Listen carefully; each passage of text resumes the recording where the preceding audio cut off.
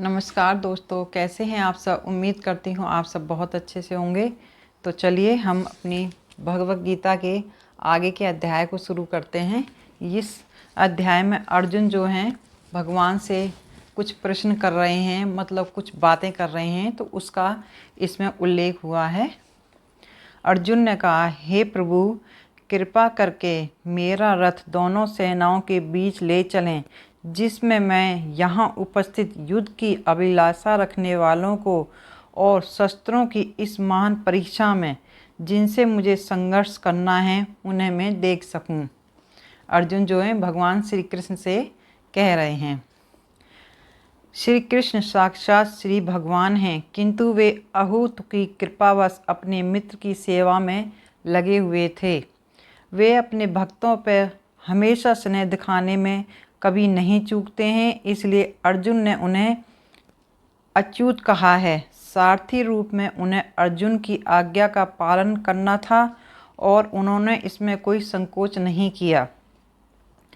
अतः उन्हें अच्युत कहकर संबोधित किया गया है। यद्यपि उन्होंने अपने भक्त का सारथी पद स्वीकार किया था, किंतु इससे उनकी परम स्थिति अक्षुण्ण बनी रही। प्रत्येक परिस्थिति में वे इंद्रियों के स्वामी श्री भगवान ऋषिकेश हैं। भगवान तथा उनके सेवक का संबंध अत्यंत मधुर एवं दिव्य होता है।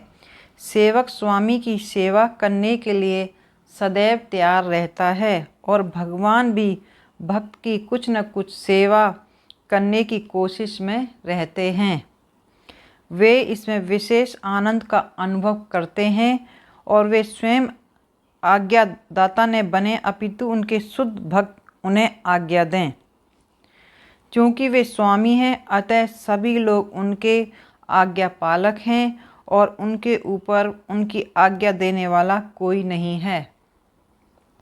किंतु जब वे देखते हैं कि उनका शुद्ध भक्त आज्ञा दे रहा है, तो उन्हें दिव्य आनंद मिलता है।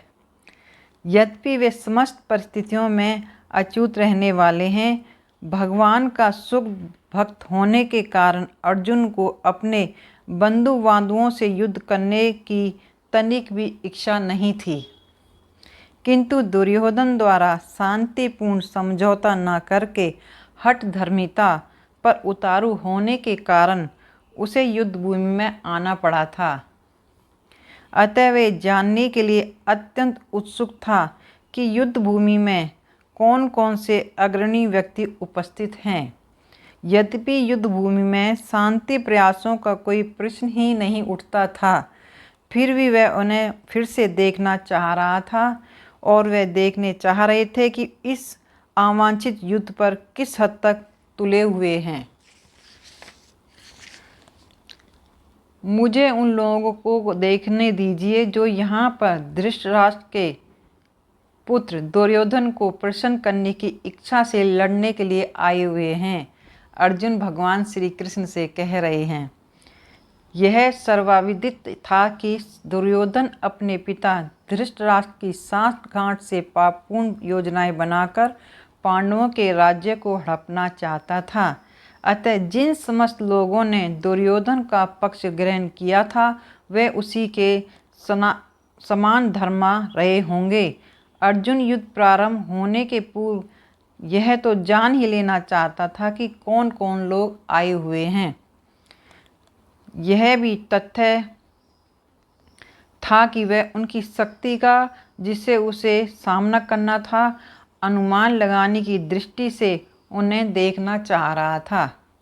यद्यपि उसे अपनी विजय का विश्वास था, क्योंकि श्री कृष्ण उसकी बगल में विराजमान थे। संजय अब बता रहे हैं।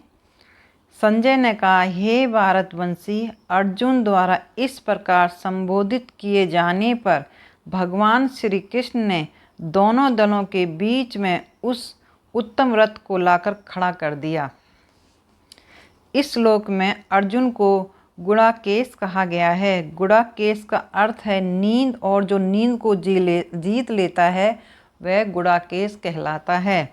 नींद का अर्थ अज्ञान भी है। अतः अर्जुन ने श्री कृष्ण की मित्रता के कारण नींद तथा अज्ञान दोनों पर विजय प्राप्त कर रखी थी। श्री कृष्ण के भक्त के रूप में वह श्री कृष्ण को क्षण भर भी नहीं भुला पाए थे, क्योंकि भक्त का स्वभाव ऐसा ही होता है। यहाँ तक कि चलते अथवा सोते हुए भी श्री कृष्ण के नाम, रूप, गुणों तथा लीलाओं के चिंतन से भक्त कभी मुक्त नहीं रह सकता। अतः श्री कृष्ण का भक्त उनका निरंतर चिंतन करते हुए नींद तथा अज्ञान दोनों को जीत सकता है। इसी को श्री कृष्ण भावनामृत या समाधि कहते हैं। प्रत्येक जीव की इंद्रियों तथा मन के निर्देशक अर्थात ऋषिकेश के रूप में भगवान श्री कृष्ण अर्जुन के मंतव्य को समझ गए कि वह क्यों सेनाओं के मध्य में रथ को खड़ा करवाना चाहते हैं। अतः उन्होंने वैसा ही किया और फिर वे इस प्रकार बोले। भीष्म, द्रोण तथा विश्व भर के अन्य समस्त राजाओं के सामने भगवान ने कहा कि हे पार्थ, यहाँ पर एक तरफ सारे कुरुओं को देखो। समस्त जीवों के परमात्मा स्वरूप भगवान श्री कृष्ण यह जानते थे कि अर्जुन के मन में क्या बीत रहा है। इस प्रसंग में ऋषिकेश शब्द का प्रयोग सूचित करता है कि वे सब कुछ जानते थे। इस प्रकार पार्थ शब्द अर्थात प्रथा या कुंती पुत्र भी अर्जुन के लिए प्रयुक्त होने के कारण महत्वपूर्ण है। मित्र के रूप में वे अर्जुन को बता देना चाहते थे कि अर्जुन उनके पिता वसुदेव की बहन प्रथा का पुत्र था, इसलिए उन्होंने अर्जुन का सारथी बनना स्वीकार किया था। किंतु जब उन्होंने अर्जुन से कुरुओं को देखो कहा तो इससे उनका क्या अभिप्राय था? क्या अर्जुन वहीं पर रुककर युद्ध करना नहीं चाहता था? श्री कृष्ण को अपनी बुआ प्रथा के पुत्र से कभी भी ऐसी आशा नहीं थी। इस प्रकार से श्री कृष्ण ने अपने मित्र की मन स्थिति की पूर्व सूचना परिहासवश दी है।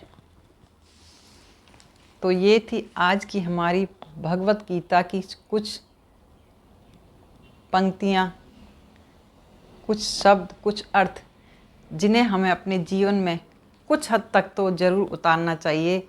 यकीन मानिए हमारा जीवन बहुत आसान बन जाएगा। राधे श्याम।